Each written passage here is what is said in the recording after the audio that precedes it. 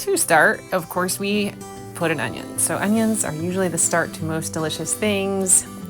Adding our coconut oil to the pan. I use this whenever I'm heating for the most part because it's more stable.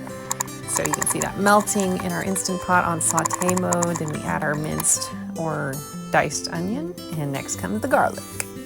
So my least favorite part is this garlic, but it's worth it. It does seem to taste much better than the processed kinds, but if that's a barrier for you, then absolutely just buy the prepared garlics. So there we go, we're mincing it. I don't have a press right now, missed that. Frozen minced ginger. So this I did in bulk. I did a whole bunch, you can see an earlier video, and so we just pulled it out. I set it on the counter to let it thaw just a bit. And then we have our tomato paste. I added about a heaping tablespoon of that.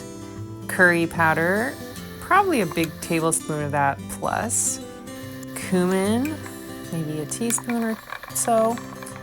And just stirred. Next we'll get into some garam masala, maybe a teaspoon of that as well.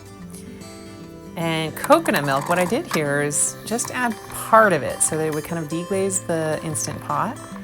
I probably added about a 1/4 cup or so, maybe a 1/3. Then I had some of these carrots. Of course you can do any kind, they can be orange. These were actually cheaper, so I went for the rainbow. And next I finished out the coconut milk so that we'd have enough liquid to prepare for these cauliflowers. So this is raw cauliflower, I just had washed it, and then I literally just cut it into small pieces into the Instant Pot. It took a little time, but it's definitely worth it to be in those little bite-sized pieces, I feel like. Add some salt too in there. Snuck it in. That was Celtic salt. And then I just gave it a good stir, and then I put the lid on for about, I don't even know, I think it was about 10 minutes or less.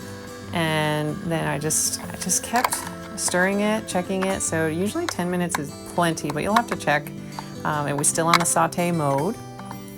Then I was trying to multitasking is always a way to save dishes and time, so I just got it out and we wanted to start our tofu. So same story, we got the coconut oil out, and then we pulled from our pressed cubed tofu that was ready for us, salted it, added some garlic granules, and just let it saute on that saute mode again. Then, of course, our magic ingredient, the coconut aminos. So I added that. It deglazes and also just, of course, gives it amazing flavor.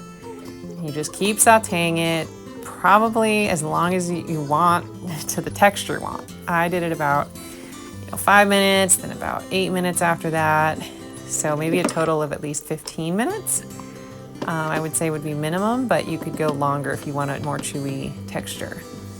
But this is such a delicious thing to have on hand, and you can add it to your curry.